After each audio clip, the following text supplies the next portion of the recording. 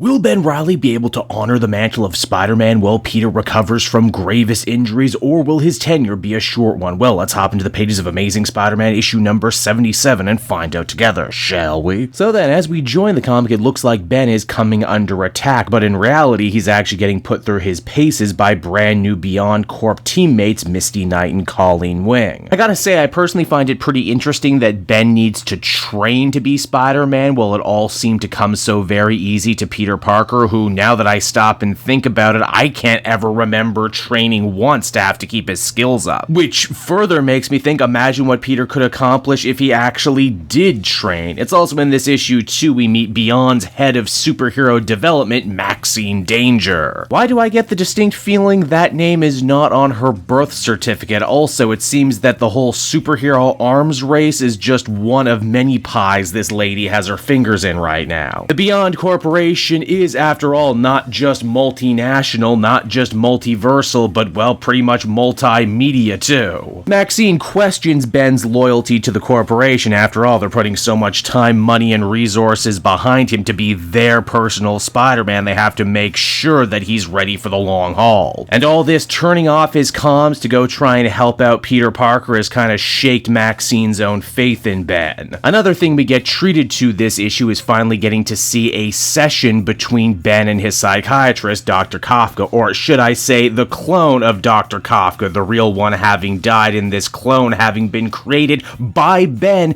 during his last villainous stint as the Jackal, something that the comic has not actually brought up yet, but you know it's only a matter of time until they do. Ben talks a lot about the memories that he considers to be his anchors, the things that make him who he is, but here's the interesting twist. These memories he has of Uncle Ben and Aunt May aren't his, not really, they're Peter's that have been uploaded into his mind. But it's clear that they are still very, very real to him, and as time goes on, he's actually beginning to lose grip on these memories and by extension himself. Now, while all of this is going on, we check back on in at the hospital where we discover that Peter did not actually die at the end of the previous issue, he just got put into a coma. A coma, soap operas and comic book storytelling's best friend since the very beginning. MJ says she's actually tried calling in favors with the likes of Doctor Strange and Iron Man to get Peter extra help, but both men seem to be missing in action right now, either because they're dead, go read Death of Doctor Strange if you're interested, or may have fallen off the wagon and gone to space,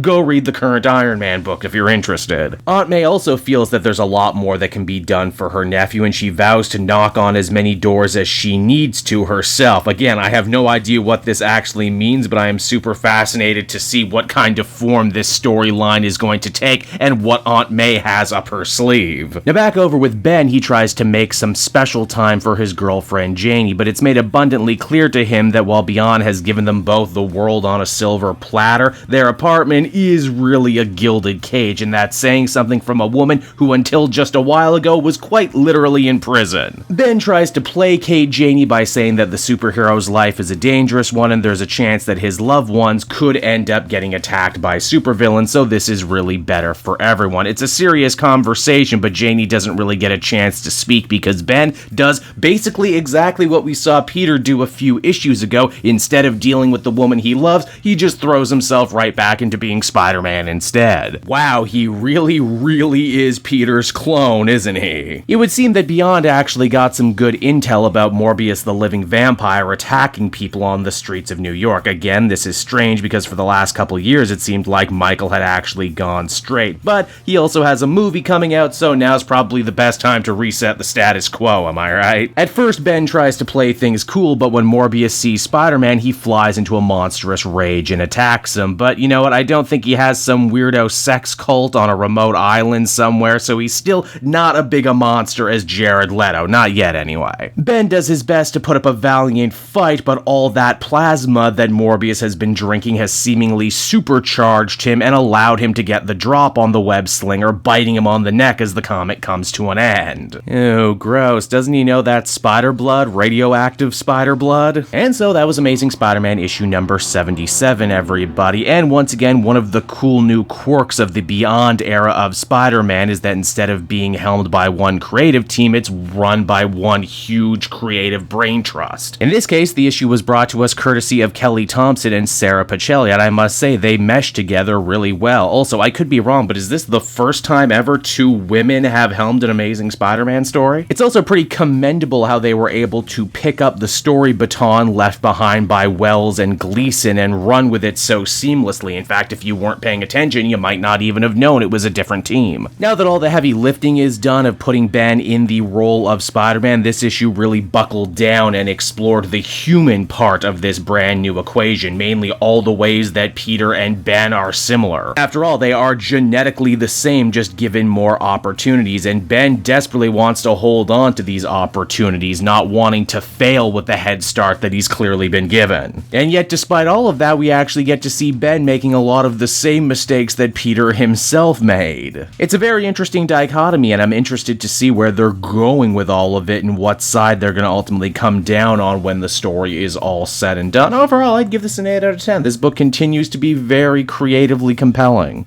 Hey there everyone, Kate Joel again, and I just want to thank you so much for watching to the end of the video. It means a lot to me. And hey, if you enjoyed the book I covered in this issue and want some comics of your own, might I recommend Book Depository? It's my #1 place for shopping for comic book trades. You get a great price, and if you use my link down in the description, you'll actually be helping me out at the same time. You get something, I get something, everybody wins, right? So until next time everyone, I've been Joel, and I will see you in the next video. Bye-bye.